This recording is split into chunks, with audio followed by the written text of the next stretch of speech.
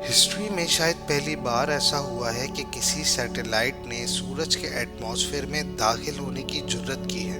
Parker solar probe के इस कारनामे को हमेशा हिस्ट्री में याद रखा जाएगा, क्योंकि इतनी गर्माइश बर्दाश्त करने की ना तो किसी मेटल में जुर्रत थी और ना दुनिया के किसी सख्त तरीन पत्थर में।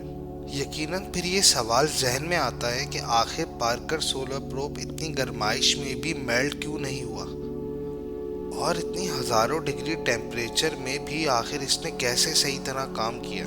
फानी जिंदगी की वीडियोस में खुशामदीद जनाब। 1900 की दहाई में साइंटिस्ट ने सूरज पर रिसर्च करने के दौरान एक अजीबोगरीब फिनोमेना नोटिस किया।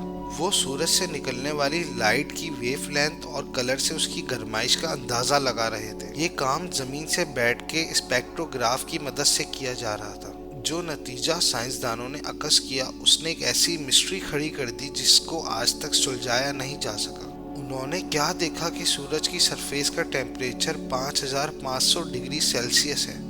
ये एक बहुत ही अनोखा फिनोमेना है जिसको समझने के लिए साइंटिस्ट पिछले 100 सालों से लगातार कोशिशें कर रहे हैं। सूरज की कोरोना लेयर को समझने के लिए और उसके मिस्टीरियस फिनोमेना को समझने के लिए ज़रूरी था कि कोई ऐसा स्पेसक्राफ्ट बनाया जाए जो सूरज की सतह पे जाके उसका जायज़ा ले सके और उसके अंदर से निकलने वाली 5500 डिग्री सेल्सियस की गर्माइश को बर्दाश्त कर सके।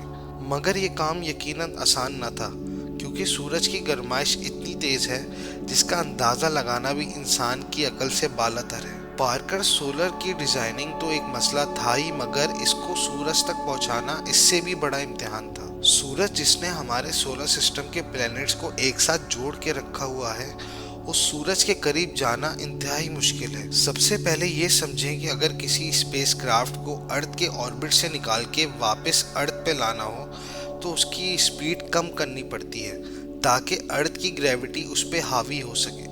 और अगर किसी सैटेलाइट को अर्थ से निकाल के किसी और प्लैनेट पे भेजना हो तो उसकी रफ्तार बढ़ानी पड़ती है ताकि वो अर्थ के ऑर्बिट से बाहर निकल सके। लिहाजा नासा के एक्सपर्ट्स ने फैसला किया कि पार्कर सोलर प्रोब को सूरज पे भेजने से पहले इसको वीनस पे भेजा जाएगा।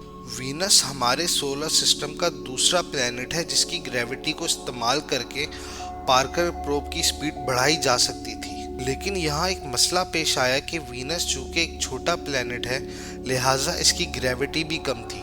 जितनी स्पीड पार्कर प्रोब को दरकार थी, इसके लिए ज़रूरी था कि वो पहले वीनस के 24 चक्कर लगाए, उसके बाद ही वो सूरज के क्लोजेस्ट पॉइंट पे पहुंच सकेगा। 12 अगस्त 2018 पार्कर प्रोब को कैप कैनावेरल एयरफोर्स स्टेशन से सूरज की तरफ रवाना किया गया। इस मिशन के लिए नासा ने 8 सालों का प्लान किया है।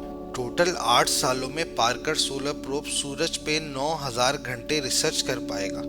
28 अप्रैल 2021 को नासा ने इस बात की तस्दीक की कि पार्कर सोलर प्रोब अपने 8वें चक्कर में सूरज की कोरोना लेयर में दाखिल हो चुका है। अब हम आते हैं अपने मेन टॉपिक पे कि पार्कर सोलर प्रोब सूरज की इतनी तेज गर्माइश में भी आखिर मेल्ट क्यों नहीं हुआ। पार्कर सोलर प्रोब की जो साइड सूरज को फेस करती है उसे कार्बन फॉर्म से बनाया गया, जो कि एक हीट शील्ड है। ये कोई आम फॉर्म नहीं, बल्कि इसे अल्ट्रा फॉर्म कंपनी ने सूरज की गर्माइश के हिसाब से डिज़ाइन किया और तैयार किया। ये फॉर्म अंदर से 97% खाली है, जो कि हीट शील्ड को और भी ज़्यादा इफेक्टिव बनाता है। इसके अलावा इस पे कार्बन कंपोजिट की एक लेयर भी चढ़ाई गई जिसको ग्राफाइट और रेजिन से मिला के बनाया गया। ये मिक्सचर हीट शील्ड की दोनों साइडों पे लगाकर सुपर हीट किया गया, जिससे ये कार्बन की प्योरेस्ट फॉर्म में बदल गया। और आखिर में पार्कर सोलर की जो साइड सूरज की तरफ थी उस पे वाइट सेरेमिक पेंट भी किया गया ताकि सूरज की ज़्यादातर रोशनी अंदर दाखिल होने से पहले ही रिफ्लेक्ट हो जाए। उम्मीद करते हैं आपको ये वीडियो अच्छी लगी होगी। मज़ीद इस तरह की वीडियोस के लिए फ़ानी ज़िंदगी को लाजमी सब्सक्राइब कीजिएगा।